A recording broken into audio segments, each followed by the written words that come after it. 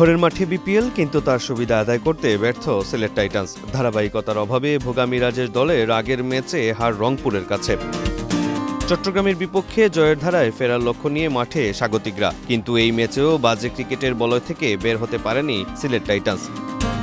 Toss হেরে bat করতে নামা সিলেটকে শুরুতেই চাপে ফেলেন অধিনায়ক মেহেদী হাসান মিরাজ।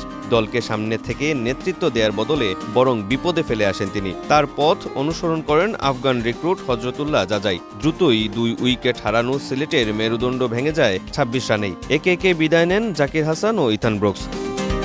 6 নম্বরে খেলতে এসে আস্থার প্রতীক হয়ে উঠতে পারেনি আফিফ হুসাইন। মাত্র 4 রান করে আউট হন এই বাঁহাতি। 34 রানে 5 উইকেট হারিয়ে মহাবিপর্যয়ে সিলেট টাইটান্স। সেখান থেকেই দলকে কিছুটা উদ্ধার করেন ইমন অমরজাই জুটি।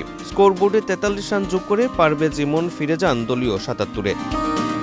ঝিমিয়ে পড়া সিলেটের ব্যাটিংয়ে আসার সলতে আজমতুল্লাহ ওমরজাই। ইনিংস সর্বোচ্চ 44 রান আসে তার ব্যাট থেকে। শেষ দিকে রাহাতুল ফেরদৌস এবং নাসুম আহমেদের যথাক্রমে 17 ও 13 রানে ভর করে স্কোরবোর্ডে 126 রান জমা করতে সমর্থ হয় সিলেট টাইটান্স। চট্টগ্রামের হয়ে জোড়া উইকেট শিকার করেন মেহেদী হাসান ও মির্জা বেগ।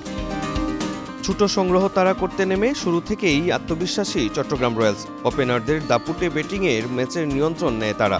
লক্ষ্য তাড়ায় নাইম শেখ ছিলেন আক্রমণাত্মক। 37 বলে 52 রানের ইনিংসে 4টি 4 ও 3টি ছক্কায় ম্যাচ সহজ করে দেন তিনি। অন্য প্রান্তে আরও দৃঢ় ছিলেন wicket keeper batter Adam Rossington. ইনিংসের শেষ পর্যন্ত অপরাজিত থেকে 53 বলে 73 রান করেন তিনি। 8টি 4 ও 2টি ছক্কায় সিলেটের বোলারদের ওপর চাপ ধরে রাখেন এই ইংলিশ।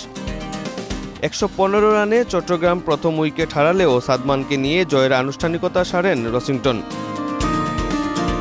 অপু বণিক, সময় সংবাদ, সিলেট।